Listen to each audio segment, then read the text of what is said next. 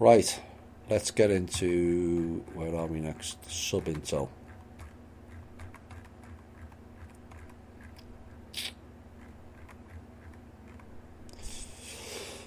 President Trump has repeatedly, this is taken from a news item, but I've put it in because it's stuff we've covered before and it's further evidence of where they're going and creating division. But according to the news report, has repeatedly refused to accept any responsibility for inciting violence in American communities, dismissing critics who have pointed to his rhetoric as a potential source of inspiration for some of the citizens acting on even long-held beliefs of bigotry and hate. Trump stated, "I think my rhetoric brings people together," he said last week, 4 days after a 21-year-old allegedly posted an anti-immigrant screed online and then allegedly opened fire at a Walmart in El Paso, Texas, killing 22 and injuring dozens of others. So ABC News decided to do a nationwide review and has identified at least 36 criminal cases where Trump was invoked in direct connection with violent acts, threats of violence, or allegations of assault. Now, ABC then did a review and could not find a single criminal case filed in federal or state court where an act of violence or threat was made in the name of Barack Obama or George W. Bush. Really? Oh dear. It boggles the mind. They're going full throttle on this. It's all divide and conquer. Now, the 36 cases identified by ABC News are remarkable in that a link to the president is captured in the court documents and police statements under the penalty of perjury or contempt, and in many cases of assault or threat, charges are never filed, perpetrators are never identified, or the incident is never even reported to authorities. And most criminal acts committed by Trump supporters or his detractors have nothing to do with the president, which is correct. But in 36 cases, court records and police reports indicated some sort of link.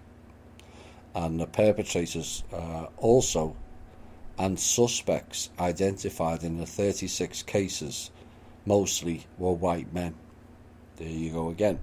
They're still plugging the same racist narrative that bears no resemblance to reality that I see. Remember the piece last week of violence against the other races or the other colours? It doesn't stack up. Two of the three groups attack their own colour more than anybody else. There's only the Hispanics that don't. So none of it fits their narrative whatsoever. But they'll carry on, keep pushing it, and open the people by it. Now the problem we have is, as we know, most people will not think for themselves and will run with the headline that they provided for them. And this is why they don't like this show too much, because we point out the anomalies and the bullshit in their narrative, and that's all it is.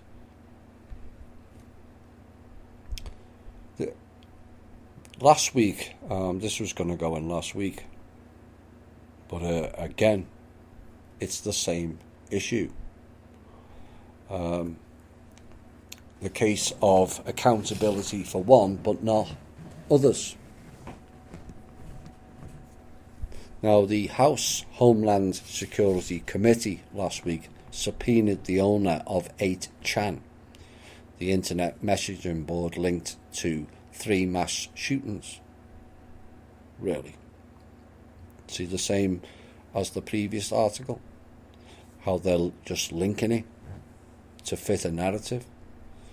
To testify before Congress, House Homeland Security Committee Chairman Benny Thompson, Democrat, no surprise, And also Ranking Member Mike Rogers, Republican, issued the subpoena of Jim Watkins in order to support its ongoing probe into extremist content online.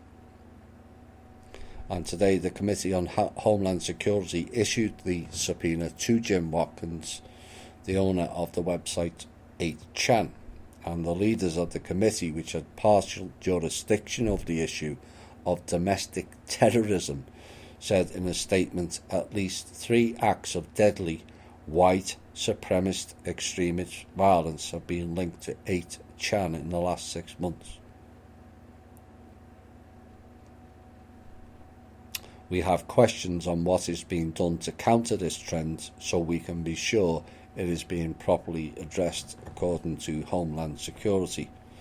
And receiving testimony from Mr. Watkins is critical to our oversight on this matter. So, the gist of this is 8chan is the latest to fall foul of the authorities. The same authorities and people who are allowed to call the president racist, sexist, white supremacist, pedophile, philanderer, and not to mention the Pelosi-led threat of the bombing of the Capitol building in January, and the list goes on, and yet suspiciously no one brings them to account. No one. And this is why the alt media must unite. They're trying to paste us all as white supremacists, extremists. The figures don't stack up. They just don't. When 84% of white violence is committed against white people, those figures don't stack, do they? Now, US Congresswoman Rashida Tlaib has rejected Israel's offer to allow her to make a humanitarian visit to her grandmother in the occupied West Bank. Ms. Tlaib said that she could not comply with oppressive conditions being imposed. Now, she's a critic of Israel's policy towards the Palestinians, and she had been blocked by Israel from making an official visit. But it said a private visit could go ahead if she agreed to, quote, not promote the boycott of Israel during her stay. And Ms. Tlaib and fellow Democratic Congresswoman Ilhan Omar had originally been due to make an official visit to the West Bank and also East Jerusalem last Sunday. Now, under pressure from US President Donald Trump, Israel denied permission for the visit to the territory it controls. I've got no idea whether Trump's playing a game here or whether he's actively in the pocket of the Zionist group. Either way, it doesn't look good for America. You know, we were promised he would look after America, and yet the evidence each week stacks up is Israel appears to come first, does it not? This has to be corrected.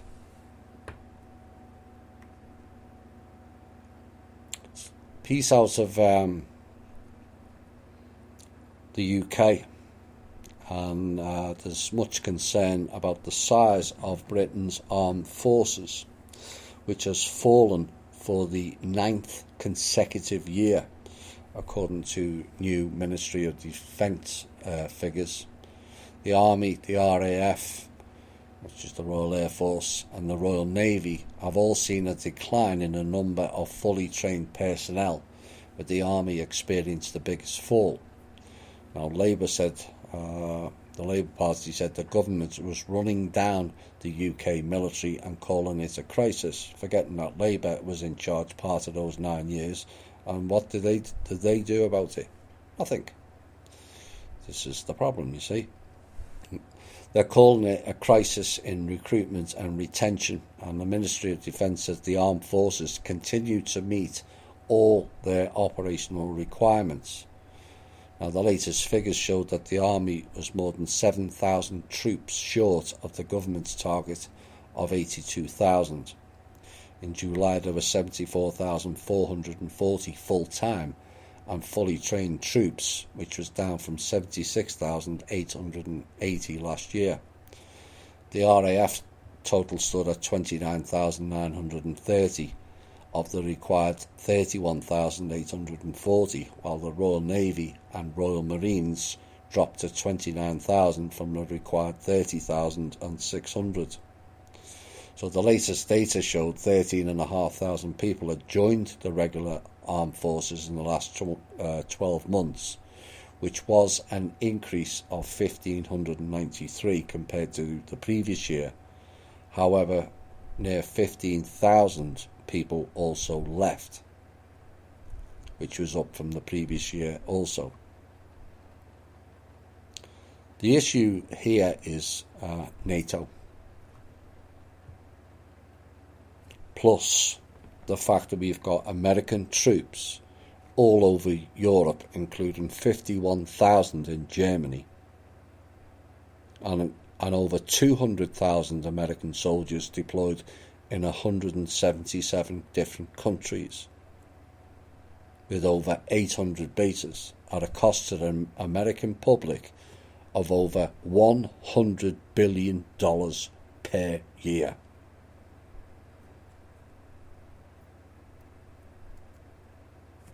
$2.2 million soldiers are employed by the American people.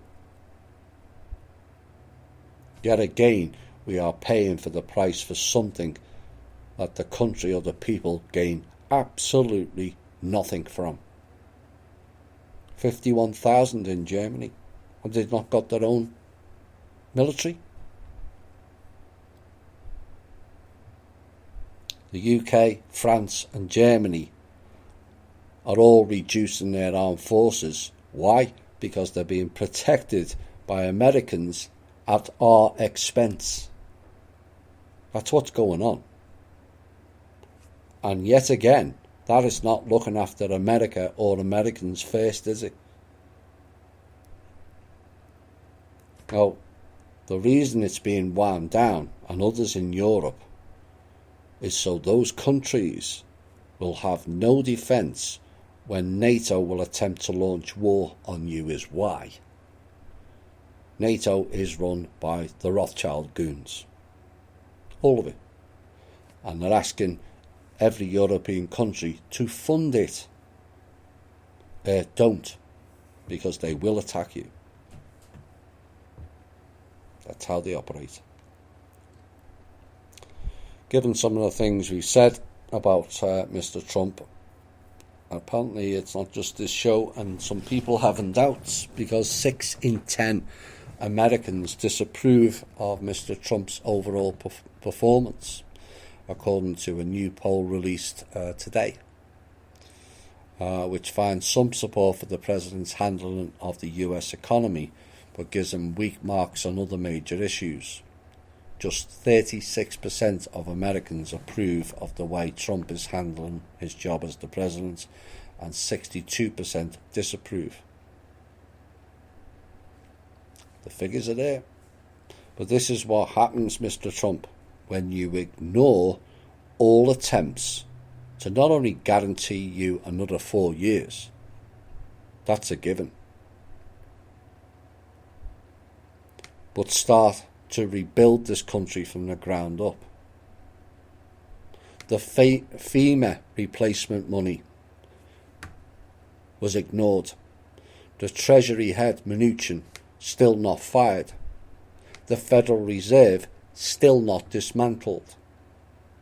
The IRS still not brought to task, and failed to rein in the treasonous media, and still allowing the corrupt Hillary and several others to walk amongst us. MAGA, when all we are seeing is MIGA, make Israel great again, to be the more prevalent move. The new tax implementation we gave him, we're still waiting. Funding for the people and the projects, not dealt with. American sovereignty still sitting on his desk 19 months later. So if you want to know why your ratings are low, Mr. Trump, there you have it in a nutshell. 1 or 2 years to clear out the clutter is understandable. We are 3/4 of the way through year 3 and nothing tangible has changed, in my opinion. Or it seems the American public. A couple of issues cropped up in the past week, which we did warn about. Travellers got delayed at several US airports due to a computer issue affecting the country's custom agency. The US Customs Border Patrol said it was experiencing a temporary outage with processing systems, and added that the CBP would be using alternative procedures until the unexplained problem was resolved. There was long queues in at least 4 states. Los Angeles Airport reported heavy delays, and that they were processing passengers manually as a result of the outage. And issues with custom checks have also been reported in Seattle, Philadelphia, San Francisco, JFK Airport and Dulles. More power outages in the northeast of the country this week. They are increasing and they will get worse, as warned. Take note, not just this. After 14 months of bickering, Italy's government collapsed on Tuesday, plunging the European nation, already hobbled by financial fragility and political chaos, into a renewed period of crisis and uncertainty. The chaos you are seeing in the group, the world of politics, and in general was expected at this time, and it will get way worse. The shakeout is unfolding in front of you, and many will not survive this time period unscathed. Now through the middle of September, this will escalate on all levels. Step back and away from their chaos. Stand strong within yourself and do not allow others to lower your mood or vibration. Those people have had long enough to correct themselves. Focus on what's really important, not drivel. But the propensity of humanity is waiting for the external to fix their ills. It never worked in the past and will not work now. There is no saviour. It was always you. Accept it and act accordingly. We'll be back shortly with the intel.